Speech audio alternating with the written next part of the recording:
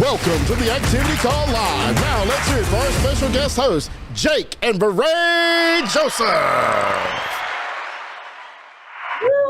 What's up, Alliance family? Jake and VeRae Joseph coming to you live from Rio Rancho, New Mexico, just outside of Albuquerque this fine morning. I'm super excited and grateful. We've got amazing things going on in the business. Last night, Albuquerque was absolutely on fire. We had one of the best hot spots that we've had in a long time. People were inviting Warm Market. We had the youngest, sharpest group that we've had out in a very long time. So thank you, Miss Gina Hawks, for traveling and serving the team. Thank you, Andy and Jane, for providing that resource for us. That is something that we don't ever want to take for granted. Again, we're just super grateful. We're excited about all the good stuff we've got going on. Yes. Thank you, Miss Gina Hawks. Gosh, she's always on the move, and I love that Andy has her doing that, and she's out there serving the team, because then it gives us, if we're watching Gina, we're like, dang, I need to be traveling as much as Gina, getting the points and all that stuff, right? Man, anyway, I won't get into that stuff, but yeah. Traveling to go see our people, building relationships, breaking bread. Just even on that fact, I've been talking to some of our team recently that's up and traveling and seeing their people.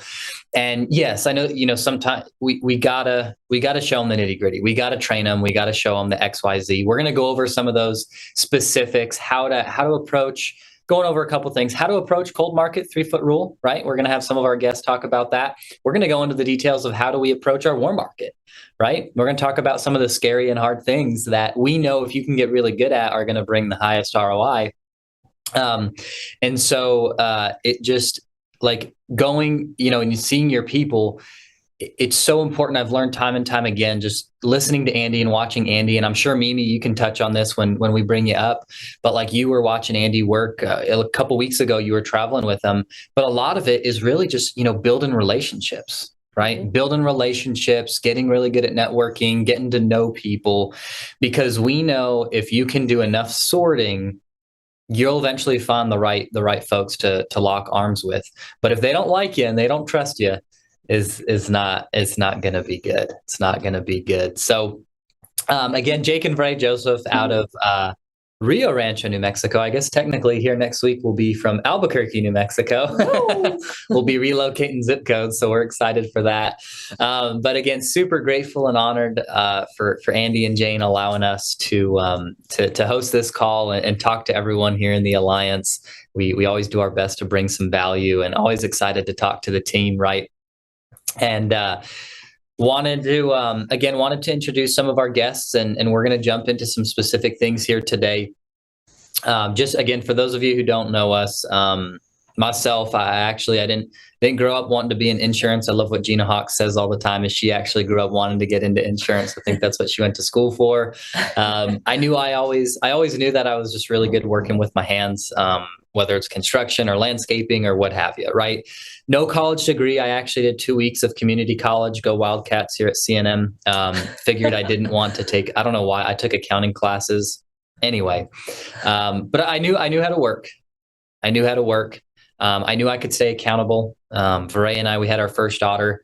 I was 17 years old in a week when I had my first daughter, Raina. She's now 12, which is wild to think. But my background, again, working in construction, building movie sets, did that for about 5 years. Didn't do terrible. Definitely didn't do terrible. Was doing about 85, 90 grand a year by the age of 23. But by the time I hit 22, 23, I was ready to retire. I was done. There was no vision. There was no future. There was no hopes. There was no dreams. There was no excitement.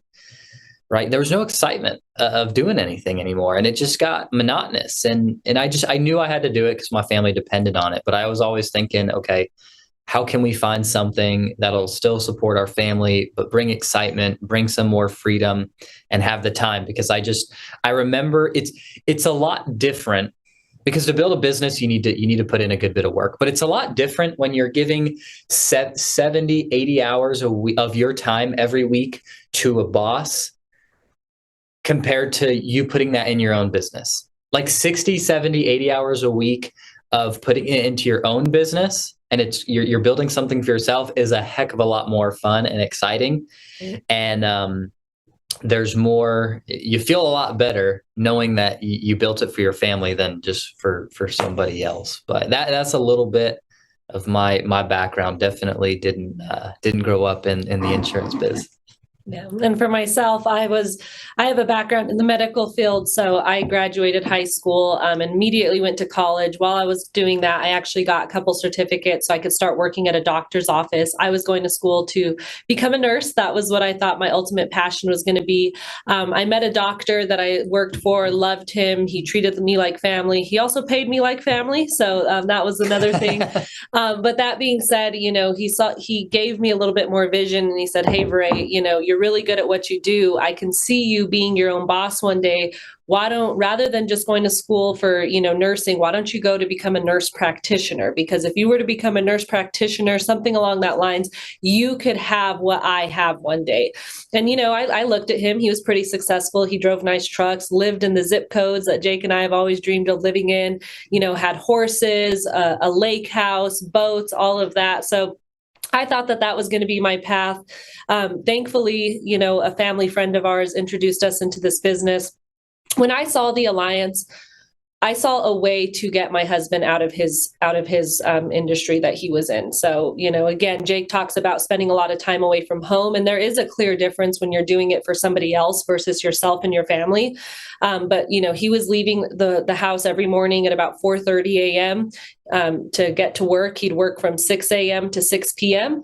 Then he'd go and he'd work out after work. So he really wasn't home till about 8 p.m. every day. So he was gone from about 4:30 a.m. till 8 p.m. So I was doing everything on my own as far as, getting the girls up to school, all of that. While they were at school or daycare at that time, I was in school. I was working at the doctor's office. So when I saw the alliance, this was my ticket to get my husband out of that industry. When they started talking to us about the money that we can make, the schedule, the flexibility of everything, that's the aha moment that I had. So I went home super excited after the first hotspot, and I told Jake, "This is it. I found it. We're going to be rich." Like, we've got something here. We can plant our flag. And he thought it was a good idea that I had. He was like, "Yep, you go do that insurance thing." He didn't necessarily support it 100%, but more importantly, he didn't stop it, right? And then I introduced him to Noelle Leventovich about 2 weeks after I first saw the opportunity. Noelle was going to be coming to Albuquerque, and I told my husband, I said, "Hey, you've got to get there. There's this woman that they're talking about. They speak very highly of her. Apparently, she's one of the most successful people in the industry. Why don't you come with me?" And what he saw that night was also the ticket. So we looked at each other and we got behind it. We said, "This is where we are going to plant our flag." I never wanted to be 1 foot in, 1 foot out. I said, if we're going to do it, even though we were doing it part-time in the beginning because we couldn't just leave our jobs, we stayed consistent with that part-time. We said, we're going to plant our flag and we're going to show up every day that we say that we're going to be there. We're going to be there. We're going to show up for the team, but more importantly, we're going to show up for ourselves so we can actually give ourselves a fighting chance. So that's just a little bit about my background, though. Still remember that day. Miss Noelle Leventovich came out to Albuquerque, New Mexico, hair on fire. Woo! Y'all know what I'm talking about if you know, right?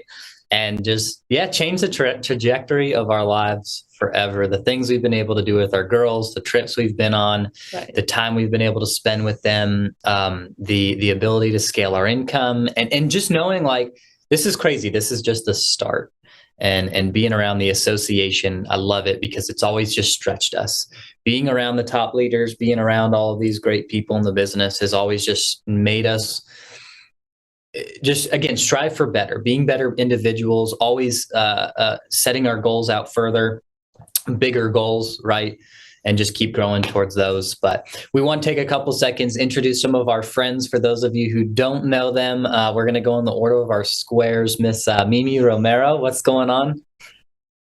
Hey, good morning, Alliance family. Thank you for having me, guys, on the call. Thank you, Andy and Jane. Thank you, Stephen, and everybody who didn't quit to give us an opportunity to be part of this. So I am so grateful and thankful. My name is Mimi Romero. I live in California. I was born and raised in Haiti. And like VeRae, my dream was not insurance. It was in the medical field. Every time you say that, I start shaking my head. My dream was to be a pediatrician. That's what I wanted since I was a kid. Why did I want that? Because I see so many young kids dying when I was a kid, little kids, and I was like, why? I have one of my aunt, she was always giving birth to kids and they will just die as infant. I couldn't get it. I was like, what can I do to help? And then I was like, okay, you can pray. I think that's part of why I become very prayerful and religious as a kid. I was like, okay, I can pray for them. But the other thing, maybe you can become a doctor and then help solve that mystery that was going on in that small town. That's how med school started for me, and everybody in my family will tell you I always do something, even as a kid, trying to fix someone else's illness or something like that. So that was my dream.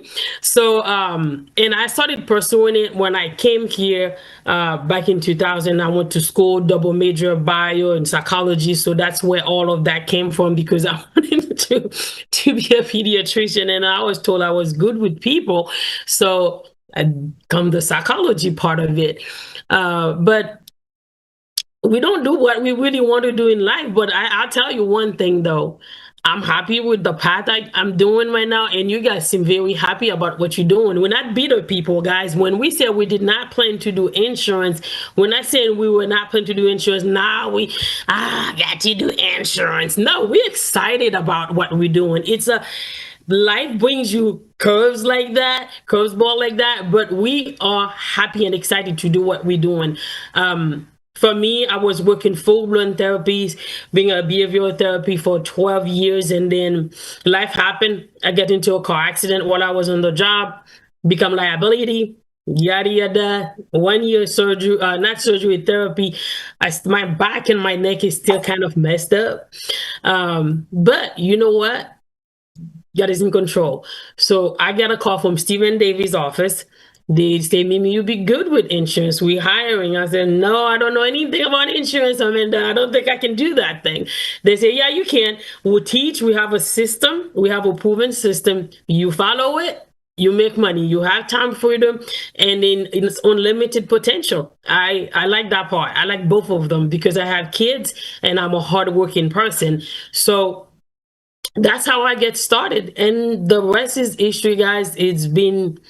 I settled my flag here. I might still do med school, just so you know, VeRae, I'm crazy. Once I become integrity partner and make all my money, my kids are grown. If there is a school that will take me, an old lady like me at that point, I might go just for the sake of it. I might enjoy it because I don't need to practice medicine. I just want to understand the crazy human body. That's me in a nutshell. I hope I said what I'm supposed to be saying. So that was great. That's why we know you are growing. Like, guys, you are looking for people who care and will follow up and take action. Like Mimi, I don't think I've ever heard that before. What you just shared about you growing up and seeing and not understanding why infants were not surviving, and you took action. Like, that's what it's about. That gave me definitely I got some goosebumps. My arm hairs are sticking up right now. Thank you for sharing that. Thank you. That's wild. Thank you, Mimi. Thank you. Thank you. Miss Amanda. Good morning, everybody. Just very, very grateful to be here. Thank you, Andy. Thank you, Jane, for creating such an incredible system that we are also very, very fortunate to be a part of. For those of you who don't know me, my name is Amanda Maldonado. I am out of Albuquerque, New Mexico. I was hired by my daughter and my son-in-law, the Jake VeRae Joseph. I have a background. My dad actually was a property and casualty agent. So I guess I kind of started out in the insurance industry when I was really, really young. There was no child labor laws back then, so I started out just doing a lot of filing and cleaning, and I was a janitor. And weren't you licking envelopes? Oh, it was terrible. It was terrible. Yeah, that was my job. He would do mailers, and I would just be licking envelopes, stuffing them, licking them, putting the stamps on them. He had little labels, so I didn't have to write on them. But yeah, was doing all the filing, the whole 9 yards. And I did not want to have anything to do with insurance because that's what I grew up seeing. And, you know, he had the gross polyester suit and the ugly briefcase, and and I just remember him always being on the phone and just always driving around, just hustling in his car. And I was like, that is not what I want to do at all.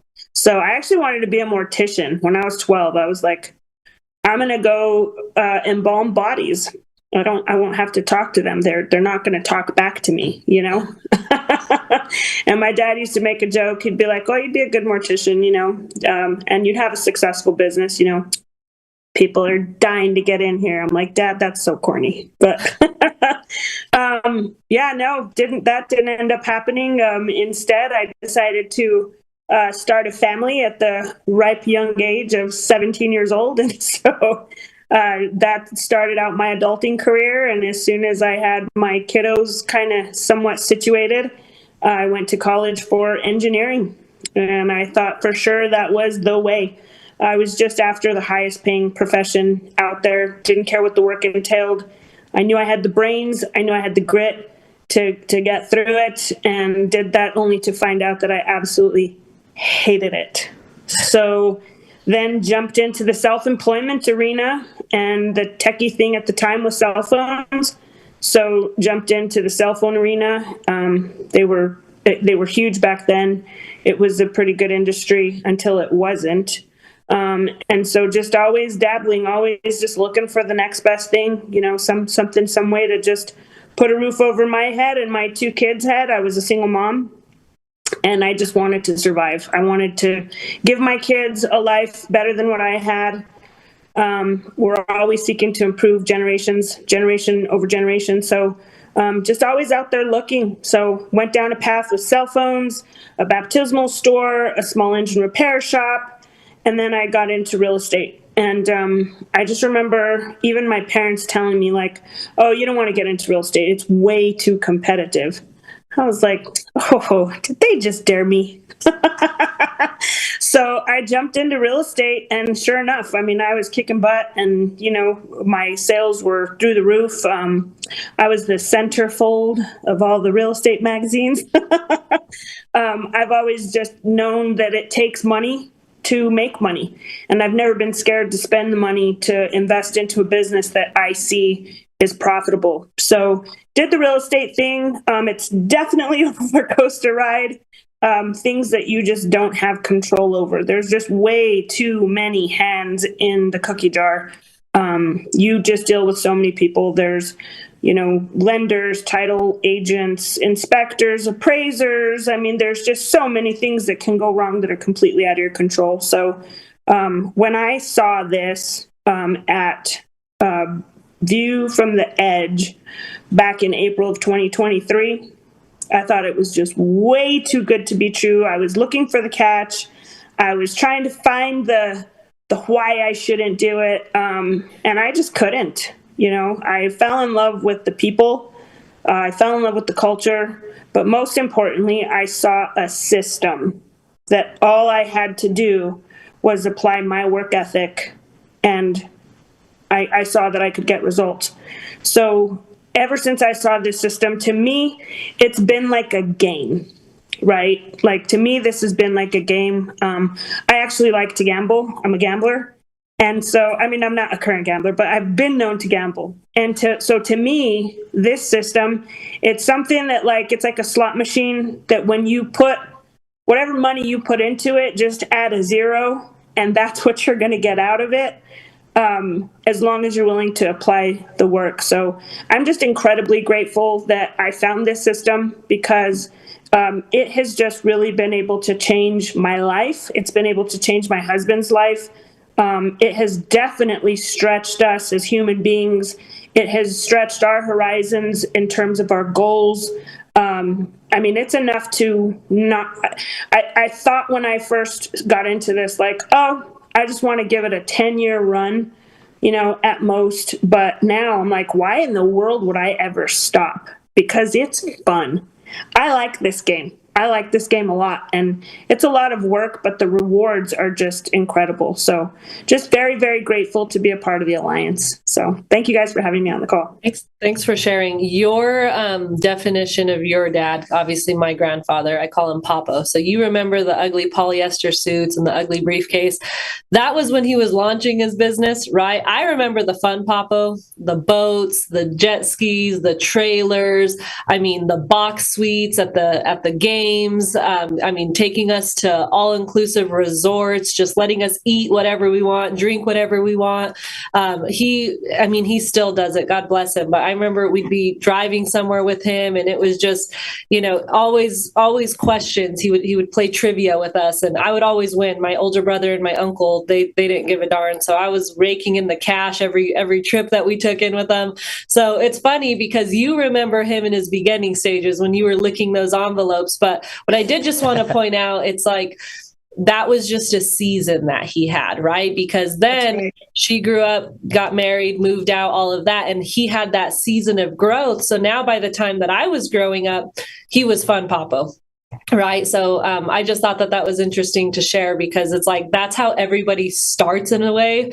I know that's what probably the girls remember most of when we first started, is just mom and dad hammering final expense clients on the phones, dialing, going and running appointments, dropping them off, picking them up late, not, all of that good stuff. But what I hold on to, because it just reminded me, that's what you saw of your dad. But what I was able to see of my Papa was all of the success because he didn't quit and the work that he put in. So that's absolutely right. Because I grew up on powdered milk. My parents would buy a box of powdered milk, and we just essentially had cloudy water. Like it was disgusting. But yeah, you're absolutely right. It was for a season. And so I am so grateful that he had the grit and the dedication to see it through, because he was definitely working on improving the generation. So yeah, you're absolutely right about that. Thank you. Chris, are you able to unmute? In case y'all are wondering how you say his last name, it is Pechac. So, Chris. With a last name like that, you gotta light him up. Yeah. So my name is Chris Pechac. I'm out of Buckeye, Arizona. So I'm just super thankful to be part of this opportunity, and for what Andy and Jane have put together, and Mike and Noel, and down to Joseph Dukes and helping me, and obviously James and Pam, Laura. I don't know what I'd do without that ZipRecruiter ad for sure. But so I actually was a chicken farmer for probably 20 years before I started this. I think I started raising chickens for the Hickman farm out here when I was like 18. And then I honestly, I just love the animals. I love the people. So I figured I'd be doing that forever. And I was doing pretty good. I think I got up to I was sitting right around 130 plus a year. Family had grown. I think when I got to 3 kids, I was like, things were getting tight. Inflation hit, and we were just struggling a little bit. So I was kind of, I was DoorDashing, I was Instacarting, I was anything, and I could do to make a little bit of extra money, and so insurance had always kind of intrigued me. I'd had some things happen with the family decade or so ago that kind of made it a integral part of my life. And then when I ended up finding that ad, talking to James, and just he showed me a path, essentially, if there's something I could do to get my family out of the trouble we were in. And so at first I just kind of followed the system, went out on the weekends. I'd go out on, one day a week, run business, and then make, some money. Then once I figured it out, I was able to just kind of set it up. I'd go out one weekend a month. Then I started realizing I was kind of making more money sometimes on that one day than I would all week at the farm. And I was like, okay, so seems to be going pretty well. So then we kind of developed a plan, an exit strategy. I started getting the farm ready, training replacements, kind of getting things in order to where I knew it would go well. And then I put a week of PTO in, went and ran business for, because when you take a week off, you get 9 days really. So I worked 8 of those 9 days to see, fall in our system, and I think I wrote like 16,000 premium. I made as much in that week as I did the whole month on the farm, and I put my 2 weeks in, and I haven't looked back. So it's been an awesome ride. I got some of them, probably the best friend I've had. I worked with the farm for the last 20 years. I have him with me. So it's been awesome to watch him be able to, fire his boss essentially and grow into this the same way I have. So it's been amazing. That's for sure. All I'm thinking about is probably how grateful your wife is that you don't come home smelling like that anymore. That's all that's going through my head. I remember when Jake worked in construction, he'd come home, it's just like that smell of sawdust. Like part of you like misses it because it comforts you, but then the other part's like, this smells like crap. Yeah. Well, and plus it's just like the long days. I'd get up probably about 2:30, 3 o'clock, go to the gym, and then I'd get to work, and then I'd be at that farm from 3, 4 o'clock in the morning till, I don't know, 4 or 5, 6, sometimes in the afternoon. And then, they're animals. So it's 7 days a week, 24/7, dealing with,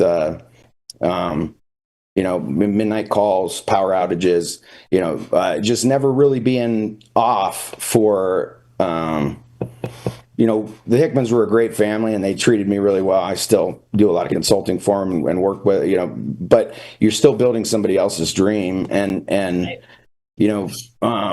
being able to just put all that energy into my dream, my family, our team, it's been a game changer for sure. Definitely. Cool. Definitely. I love this story. I just love I always love hearing the backgrounds, because I was like, when I first started this business, I was like, I don't know how I'm going to do it, because I didn't have any experience doing none of this. Mm-hmm. But once I started hearing people's backgrounds, I was like, oh, if they can do it, then I can. They're just going to obviously teach us, right? So that's what we're going to jump into, is a couple things. We're going to give some basic instructions on new folks, how to build your business and how to grow your organization, right? I've always figured out, like, what are the top people doing, and then what are also some of the things that we need to stay away from that's going to keep us from going down like the wrong path. Like, it's important to know what are the right things to do, what are the wrong things to do. And I've learned that, the top 2 things that are going to cause a new person to fail in this business is, first, listening to the wrong people, and second, not listening to the right people. Yeah. So, we just had a hot spot here in Albuquerque. An opportunity meeting. Place where we invite new people in. We show them the opportunity, and we are really just sorting. We're just looking to see, okay, who sees it? Let's focus on them. If they don't see it, hey, no big deal. Even if it's a friend of ours, it's like, we still love you. You don't have to do this, but we're just looking for those that are looking for us. And so when we think about, listening to the wrong people, right? Someone could have gone home last night, talked to their spouse, talked to their mom or their dad, or talked to their best friend, about what they're doing, and instantly just, why are you getting into that? That's not going to work. You're stupid, blah, blah, blah. Like, we've heard it all. Right. Ray and I have heard it all. And it, it hurt for a second, but we knew that we were so done and sick and tired of what we'd been doing so far in life that we just didn't care. So one of the first things for you newer folks out there that you have to remember, don't listen to the wrong people. Like, you can't look for somebody. It's kind of like, I always think of fitness, right? If I've been talking, Ray and I have a personal trainer, and I always I ask him this all the time. I'm like, dude, what do you think of like some of those personal trainers that you look at and they're just like, not even fit? Yeah. Like, what do you do in personal training? Like, you don't even eat. It's like a chef not even eating their own cooking, Like my mom growing up, she didn't eat meat, and my grandma always gave her crap because she was like, how are you going to make that and not know what and serve it to your family if it doesn't know what it tastes like, right? I was always confused by that. I just ate it anyway. But like, are you looking at the fruit on the tree? I know a buddy of ours, Mike Garris, said he would never. Why take advice from anyone who's making less money than you are, especially if your goal is to increase your income? And so for you newer folks, like, you're going to be excited, and you got to stay excited. Like, get to work, don't quit, just keep moving. But you have to understand, where are you getting coaching from, right? Where are you taking advice from? Because if you're taking advice from your mom or dad who's not in the business and have been making, under $100,000 a year and don't even own their own house, like, no offense, I'm sorry, but like, you have to be smart enough to just have common sense. It's not even being about smart, it's just having common sense and understanding, if I want XYZ, am I going to talk to this person or this person? Because then the other side of it is, a lot of people come into the business and they don't listen to the right people. Why is that? Well, because they're looking for an echo.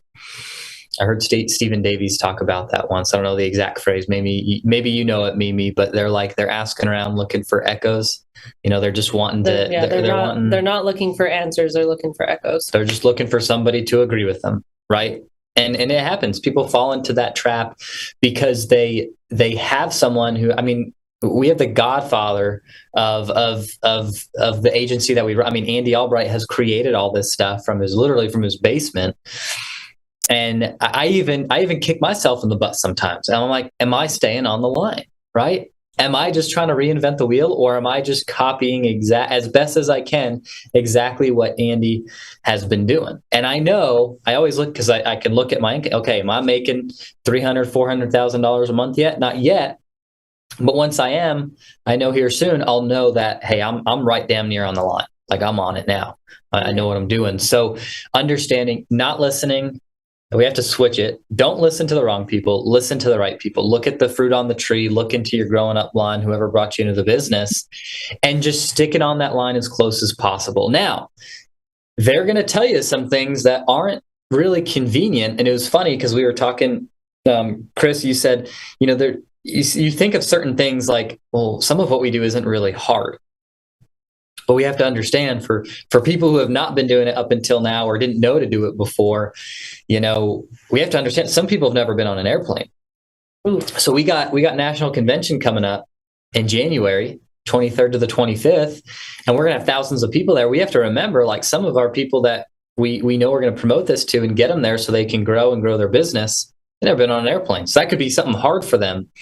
But what I've learned is, anytime you hear of something or someone tells you to do something that instantly makes you uncomfortable, instantly makes it like it's hard, you have to do it. That's a simple piece of advice. If it's difficult, the first thought that pops in your head, it's difficult, you got to do it. Going to the gym, waking up at 4:30, hitting the gym by 5:30 in the morning, that's not fun. That's not hard.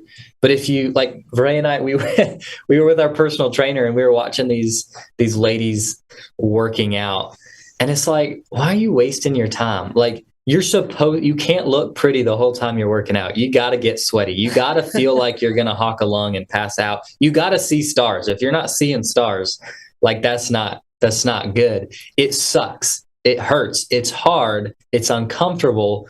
But if you don't, you're not going to get your definition of health that you want. So, we're gonna go around really quick and just thinking of, okay, because like, I know Mimi, I know you're closely mentored by Stephen and by Andy Albright himself. Mm-hmm. And so what was probably like the top thing that you learned that you remember being like, oh, this is good. Like, they told you, hey, Mimi, this is what you've got to do to grow your organization. What was maybe the one thing that you realized, oh, this is going to be hard, but obviously now that you're doing it, you see the rewards? Thank you. One thing I will say is that early on, I believe, I don't even remember when was it when Stephen said, I want you to do a start doing list and a stop doing list, a start and a stop, right? And that includes people too. You're gonna stop talking to so and so to prove your point of what you were saying. Who you listening to? So I had to create that list. It's not so much, to be honest. I can't blame my family to say that my family will talk bad about me, don't believe in me. I don't really have that part, but it's more like sometimes we talk too much on the phone, we're busy doing things, and I'm involved. So I had to create a stop doing this. Okay, if I had a regular job, Chris, I would not be able to talk to my family anytime I want. So I needed to stop doing that. When it's productive time, it's time to work. You know what I mean? And they can wait, because if you had a regular job, they probably wouldn't call you to begin with because they don't want you to get fired. So that was a thing for me. I had to create that stop and start, right? So that was huge. Another thing that Stephen told me, I don't think I have self-esteem issues, but I had some doubts. So if anybody's having doubts, that might help you. So he said, Mimi, I want you to write down a list of 100 things that you had accomplished in your life. He said the first few might be hard, but once you start writing it, it will come. And I was like, oh, okay. Then I start doing it. Believe it or not, it is hard. At my age, even if I go, a couple per year, I should be able to do it. But at first, the things that you are succeeding at, you're not thinking about them as successful things that you've accomplished, right? So it was a really good exercise to boost your ego, in a sense, to make you feel like, hey, you got this. You've been successful in the past. You are successful right now. You might not see it, but just keep doing it. See yourself in a different light. That's how I think about it. Because sometimes our coach will believe in us because they see us in a different light. But we know our mess. We know what's going on in our own. So we don't see ourselves like that. So when he said to do that, and he's like, oh, that's good, I did this, and then it's kind of like give you that different perspective to help you see what you overcome, because we are our biggest enemy. We underestimate what we do, what we have accomplished. Right. So that was a very good mental thing for me. We also remember listening to Les Brown, and then Les Brown said, again, I'm going to piggyback on what you say, Jake. Les Brown said that he has different people in his life for different reasons. So he has a group of people. If he need financial advice, these people are successful in finances, he's going to talk to them. He has people that he can advise about marriage. He has people that, you know what I mean? Depending on your specialty, he will get coaching from you about that specific things. So if you've been divorced 5 times, I don't think it's a good point. You see what I'm saying? So it's the same thing about asking people advice about what we do. I used to have agents who be like, oh, I need to talk to my spouse about this. I need to talk to my mom. But has your mom been a financial advisor? No offense to your mom, but it's just not her specialty. So you got to use people for what they're good for. You see what I'm saying? See, like, I can't go ask my brother. One of my brother, actually, he's a doctor. I can ask him medical questions, but I can't ask him questions about how to run a business. You see what I'm saying? Because that's not his thing. That's not his specialty. You got to use people for their strength, not necessarily their weaknesses. So these type of things have helped me a lot. Knowing that, hey, and then another thing Stephen had said too, he said, Mimi, you need to build your own support system. That was huge for me because all my family's on the East Coast. I'm on the West Coast. That was just me and my dad. Eventually we'll pass. You guys heard that story multiple times from me. But it was me and my kids, young kids and all that. And I was going through some life changes that really can mess you up in the head. So he said, Mimi, you need to build your own support system. I need you to go sell insurance to finance your support. Sometimes that's what you have to do. So you can have a babysitter, you can have someone to drop off your kids and pick them up, someone to do the laundry, someone to do all these things for you. Because if you don't have that support, you won't be able to grow your business. So these were crucial for me. That's a big thing for parents. I'm going to comment on that, and then I know we'll move on. But it's just something that you reminded me of. We have a lot of people, whether it's within our organization or outside, they always come and ask, like, oh, how did you get your wife into this business, or how do you get your husband into this business? And my belief is, whether you're going to be in this business, meaning you've got your license, you're actively doing it with your spouse. I'm just going to speak from a woman's perspective. That's all I can speak for. But I was sharing with our team. I said, dude, if you want your wife to be in this business, you need to go do what you need to do so you can afford to hire the babysitter, so you can afford to bring her with you to conference. Because if you want her in this business, like, you can't look at your wife and get upset that she's not, she's not, sitting next to you at conference or at a hot spot if you're not doing what you need to provide the opportunity for her to be there. Because it takes an army. It takes, it takes nannies, it takes babysitters, it takes people running, people taking them back and forth to sports, all of those things. So now the other side is, okay, from a wife's perspective, it's like, if you're not going to be in the business, meaning you're not actively running it, let your husband go. Let them do what they're going to need to do. Like, step back and be full mom mode. That's one thing that I remember. It was never my goal to, I've always wanted to be in this business, but I got a good piece of advice from Jane. She's like, listen, if you're going to be in this business, that's what you're going to do, is you're going to be supportive, and you guys need to figure that other stuff out. But if not, then you just need to be 100% supporter to Jake to let him do what he's going to do. But I know we wanted to talk about some other stuff. Go ahead, Jake. Thinking about, what are the things we've been told in this business, and what are maybe some of the more difficult things, right? Because I think about it this way, what's one of the hardest things that we can be doing, or maybe the most uncomfortable, that brings the highest ROI, right? And when I think about that, in my belief, I believe 100%, because the reason I think this thing is uncomfortable, because if it wasn't, everyone would be doing it. And I know one of the biggest things is talking to our warm market, right? Using the 3-foot rule, sharing this with our friends, right? Because it's easy enough, go on ZipRecruiter, talk to a bunch of dum-dums, go on LinkedIn. You find one every once in a while. Everything works just a little bit. But if you, like, when I've always thought about Andy's business, and I hear his income from his first year to his second year, and I'm like, gosh, like, he just talked about how he was hiring people that he knew. And sharp people. So, like, for us, it wasn't scary, because I remember Joseph Dukes, he called me up one day, and I was like, holy, like, Joseph Dukes is calling me, holy smokes. Like, I still remember it to this day. I ran outside, I was pacing like crazy, and he was just like talking to me, like, welcome me into the business, this, that, and the other. And he told me about, hey, make a list of your top 10 people. And I was like, yes, sir. Like, that was easy. But for me, I was like, I don't know what to say.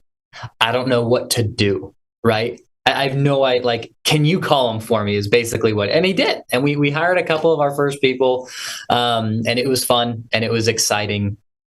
And thinking and knowing, okay, if I can do that consistently, if we can continue to reach out and communicate with our friends, because why wouldn't you want to build this business with your friends? Why wouldn't you want to build this business with your family?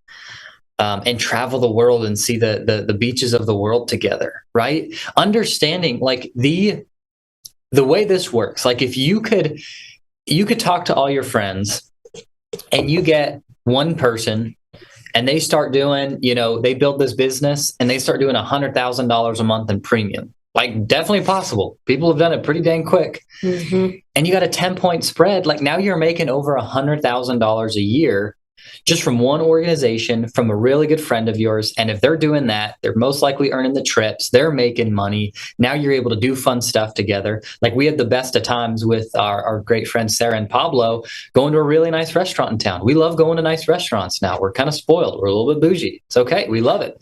eating really good food, spending good money on good food, right?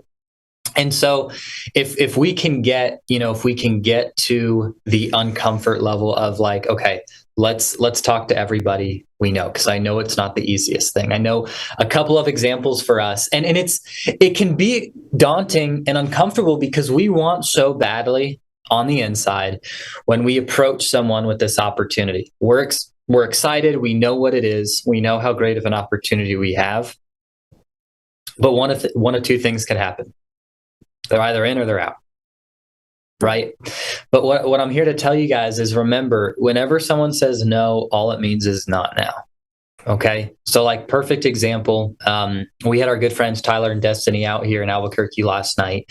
When I moved from New Jersey to New Mexico, I was in 6th grade, and I moved onto the street, and my buddy Tyler and his family lived on the same street along with some of our other friends. And it's funny enough that VeRae lived a few streets down. Her and Amanda and VeRae's brother Jacob lived in a house a couple streets down. All lived in the same neighborhood. So I've known my buddy Tyler for how long? 15 years or more? No, even more than that. More Probably than even that. close to 20 years, right? 18 years. 18 years. And so when we started this business, we told him about it. I think we had gotten, Destiny's dad and brother signed up in class. Wasn't right timing for them. That's okay. But we told them about it, and they were kind of doing their thing. And so it was difficult for us because we just wanted so badly for our friends to do this with us, because we knew where we were going. And what I'm telling people to remember the 6 foot, or not the 6 foot rule, the 6 month rule.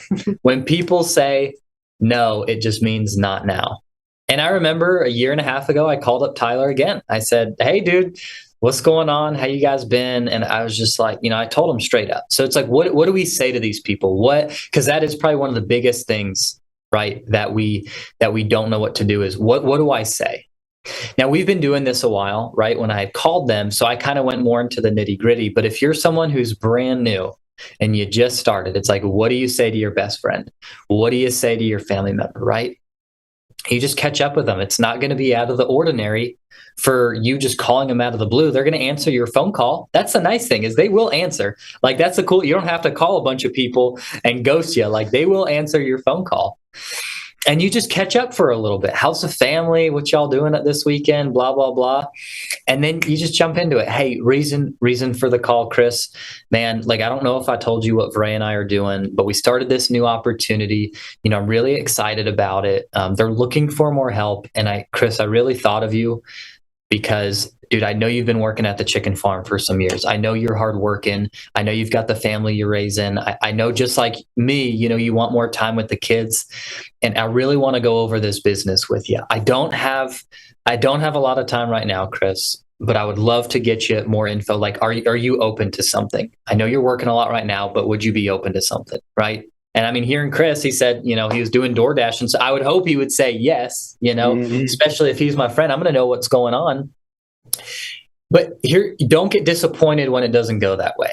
Right. When I talked to Tyler a year and a half ago, I was like, man, dude, I know what we've mentioned to you, what VeRae and I do, but do you really know what we do?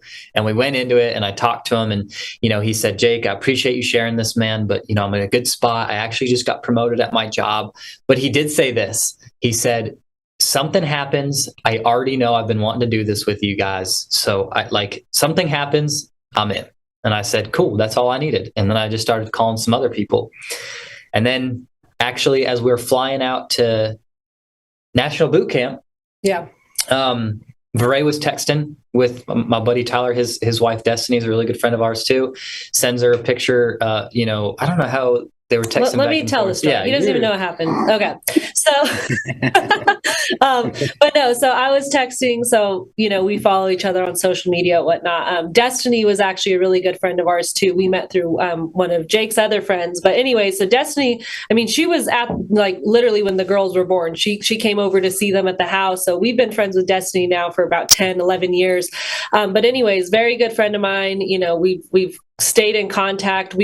Life has happened. Our girls have gotten older. She started having a family. So, it's not that we're not friends. It's just we don't hang out as much as we used to, but we've always stayed in contact. Like, we know in a hot second we can go catch up, and it's just like old times. We're dying, laughing on the floor, rolling. But those it's just fewer and farther in between than it used to be, right? Because when our girls were little, she didn't have a family yet, so we were together all the time.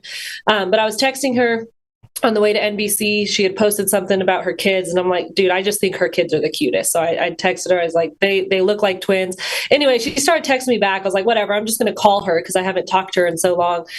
We got on the phone, we were chatting, and I said, dude, what are you guys doing? So she said, are you selling your house? And I was like, how'd you know that? And she goes, well, your mom posted a picture on social media and it's your house that she was, putting the sign. And I was like, oh, okay, yeah. So we started talking about that, where we're going to be moving and stuff. And I just said, because I know that we've been dripping on them. They know that we wanted them in business with us. And before we hung up, I was like, all right, Destiny. I was like, well, Tell Tyler when he's ready, we're here. Tell him to get his license. We're going to be looking at insurance. I was like, let him know that he's in and we've got a spot for him. And, I kind of said it jokingly. And within 10 minutes, Tyler texted Jake and said, dude, I'm in. Like, let's talk. So again, it's just that constant dripping. And I was joking about it, but I wasn't. Like, I'm very intentional with what I say. I know sometimes people will think like, oh, she's just being sarcastic. No, I'm not. Like, I'm always going after people, and I'm not going after them for the benefit of us. I know what the Alliance has done for us, and I want it so badly for others, which sometimes can be a fault, right? Because we want it so bad. We want them to have the success that we're having, but what we got to realize is all we can do is open a door. They're either going to walk through it or they're not. And even when they walk through the door, they get that license. That's just the beginning. It reminds me of Mark Acetta's skit when he was sitting on top of the box, like, 1 foot in, 1 foot out, like, oh, I'm here now, right? But as anybody knows that's had any real success in this business, getting your license is just the start of it. Are they going to have the mental toughness? I'm not talking about them specifically. It's anybody that we bring into this business. Are they going to have the mental toughness to do what we do every day? But more importantly, what Jake and I want to help them do is we want to help them build a business, because selling is fun and we make a lot of money selling, right? And this isn't like a, oh, look at me moment, but I'm going to make more money in sales than I've ever made this year, ever made before, just by the growth that we've had in sales. But the other thing is we're going to make more money this year than we ever had in overrides. So we've got a real healthy blend. And I know, hey, yes, sales is fun and it can generate a lot of income for them. But if we can teach them how to build a business like what we've done, and if we're better than we've ever been, we're only getting better. I'm like, dude, if we can help them do it faster than we did, imagine we help them start bringing in 20, 25, 30 grand a month within a year, 2 years, sooner than that. Right? What took us 5 years to build up an override income, what if we can help them do that in the next year or two? That's going to be a game changer. Mm-hmm. So I'm excited that they're in the business. And yes, I want them to make money in sales, but I'm like, dude, I want them to make money building a business. That's what I want to help them do, because that is where mine and Jake's true financial freedom till this point has come, where we can take the girls on a trip and we come back and there's more money in our bank account than when we left. That's what we saw when we got into this business. 100%. And the biggest reminder, guys, like, you want explosive, how do you get hockey stick growth? The power, the speed of trust is on our side in this. So, like, for example, I know Chris has got a story we want to hear, but just from that, 4 weeks ago, instantly Tyler hired one of his really good buddies. They both got licensed, passed in the same week. With this last week, Tyler hired another buddy of his who's in class, and then even his friend Brian, who passed his test, has already hired someone. So there's already some width there, there's already some depth, and it's just cool because there's no hesitation. When you have someone who trusts you and knows you, like, there's no hesitation. Now, again, it's not going to be everyone, because some people won't see this, but it's just that in this case, they saw it, he understood it, and he was like, let's go. I'm ready now. So you just got to work closely with them, but it's so much more fun, because now we're dreaming and we're like, dude, we're going to be making the kind of money where, I'm going to call you up, be like, hey, dude, Tyler, what are you and Destiny doing in a couple weeks? They're like, I don't know why. What are you guys doing? But like, I don't know. We're looking at some flights down to Mexico. Kids are going crazy. We want to get away for like a week or so. You guys want to come with us, right? I don't want to do that with a stranger I don't know, but just thinking of that, thinking of who you want to build a business with, who you want to travel the world with, who you want to make a bunch of money with. But I know, Chris, you mentioned earlier when we were talking, you said one of your really good friends for years that you worked together with, you said is now in business. So yeah, give us, like, what did you say? How did the conversation go? I really want to hear it, so that way those of us who are new can just copy paste. Yeah. So it kind of goes back to like when we were talking about, what's hard. And at first I was like, man, what is hard, right? Like, because I love every minute of it. But then I think back to like when I first, and you know what, and not even back, but like the hardest things for me is one of our 8 steps, right? Is the meetings. Like I do good with meetings, but like I can't do groups of people, right? I get incredibly anxious. My anxiety goes through the roof. Anytime there's more than one person, I start getting, it just goes the wrong way for me, right? So that was always really hard. I remember telling James, he's like, oh, we have these hot spots in these conferences. And I'm like, yeah, well, that's awesome. So count me out of all that. And then I'll do all these other stuff. And he just kept pushing me on it and telling me how important it was to get around the team. And so I remember going to the hot spot and I was like, okay, trying to hold that in. Then he was trying to get me to conference. Finally, he eroded at it enough to get me to come to family reunion. And I was like, okay, I'll go. And to think like how much just that decision of doing what I knew what made me uncomfortable, how much that's changed my life, as well as to your point, Jerry Hall, like a friend of mine I've worked with since, I don't know, I think it was 19, 20.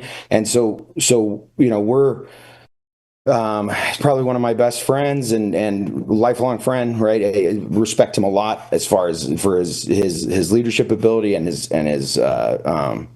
he's the person I go to. He's like one of the people I get advice from, right? And so he knew what I was doing. We talked about it, and he was always really supportive. And as I was getting going, but it's the same thing. Trying to share this business. I was trying to figure out how do you do it, right? And so I remember I was going to family reunion, and so I gave him a call, and I think all I said, right, because then I was, but it's an easy thing to say, and I still use it to this day. Is I just go, I tell him about how excited I am, what I'm doing, how much I'm loving it, and then I asked him if he knew anybody that wanted to make an extra $500 a week working part-time, helping us out, because we need good people. And I know he's a good person. So do you know other good people? Asking him so that it kind of helped to offset the directness, right? For me to be like to where if he thought, which he did, he was like, well, yeah, I'd like to make some extra money, and so it made it easy. But at the same time, it was if he wanted to deflect it, I made it easy for him. So it made the uncomfortable a little bit more comfortable for me. And then at the same time, I got what I was, I opened the door for him as well as for referrals at the same time to see if he knew anybody. And having him come in, and same thing, he wasn't we're not salespeople. We just like helping people grow, right? I mean, that's what we've done our whole career. And so that translates really well to this business is just, you hear it, and the cliches are abundant, but it's like helping people get what they want. Ultimately, it's crazy how much it helps you, and you don't even realize it. And then this, people like Jerry and I, our whole lives have been doing it, and now we have a way to monetize it. It's crazy, and you don't even mean to. You're just trying to help, Right. Yeah. You look back at that and you're just like, how did this even, because he had a huge month last month. He's absolutely kicking butt and taking names. So I love the way you did that. It's more of the indirect approach, right? Mm-hmm. It's like you said, hey, do you know of anybody? So there's so many different ways to do this and say this. Like if it's one of your really close buddies, you grew up with them right from the beginning. It could be something so direct as like, when are you going to do this? Like, when are you going to pull your head out of your butt and come do this with me? Right. Yeah. Or it could be something like what Chris said, kind of a little bit more indirect, whatever is a little bit more comfortable. And as you get more comfortable, you just have to continue to repeat and do it and do it and do it. I know, Amanda, we're closing in on time. If you could share, I know you had someone that you've been in business with for a long time that was at the meeting last night. So if you could, real high level, like what did you say? What are you saying to your War Market people to get them to look at this? So I mean, it's basically just you want to talk about things that are hard. For me, these are people that I've known my entire life, and you sometimes want things for people way more than they want it for themselves. And so for me, just, inviting people and inviting people and inviting people in, I took it personal when they would say no in the beginning. I was like, well, why not? Like, I thought you trusted me. Like, we had a good thing going at one time. And, so for me, it was just realizing like, hey, that's okay. Just plant those seeds. But, and that's all I'm doing. I'm going through every single person I've ever done business with. This gentleman, he's, God, we've been doing business we were calculating it last night, 22 years. And I told him about this early on, before I was even in the business. I let him know that you guys were in the business, and kind of, had just begun dripping on him then. And so it's incredible, because so many people that I've talked to over 2 years ago, they're starting to pay attention, and they're starting to want to come into the business. So, but yeah, he's been with me we've been partners in the real estate industry, him on the lending side, me on the real estate side, for 22 years now. So to be able to be side by side with him again, but in a whole new industry, it's super exciting. And he's a fun person. He will bring so much life into a room. I have a feeling Mike is gonna absolutely blow it up. So, guys, it's only as hard as we make it. It can be super simple. All we're doing is just sharing it. Go grab a coffee. Go make a reason to go catch up. Go grab lunch with a good friend, and just talk about, like Chris said, how excited you are doing something, and just open it up. And just ask them, why don't you come work with us? And keep dripping on people. We've got people. We had our buddy Joe here last night. I met him in high school. He played for the men's soccer. I played women's soccer. So we traveled together on the bus to tournaments, things like that. Same group of friends. And Jake and I, literally years have gone by. We're dripping on him through social media. Never really had his personal number. Always be like, hey, dude, send me your number. Never did. And then just out of the blue, about a month ago, he reached out and said, hey, let's connect, right? So it's making sure that you're staying consistent, making sure that you're not just, it's not no, it's just not now, but realizing we are not going to get rich in this business by hiring off of license list and Indeed. The best way that we can go and grow our business and grow it at a fast pace and a high level is by people that we already know, and people within the 3-foot rule. As you're getting coffee, making sure you're getting the barista's number, making sure you're getting the waiter's number. If you're getting your car detailed and they're doing a good job, and all we're doing is building contacts, guys. So just keeping that in mind is all we have to do is know, okay, let's network market. If you haven't read that book, buy it, read it, listen to it on Audible, your first year in network marketing. But we can get really successful and really wealthy in this by just simply reaching out to the people in our contacts. So we're grateful to be on. Thank you, guys. Sorry we went overtime by 2 minutes, but we appreciate you guys. And as always, thank you for Andy and Jane for asking us to be on this call and host it. But we're excited for what we've got going on. The team's on fire. Let's go. Thanks, guys.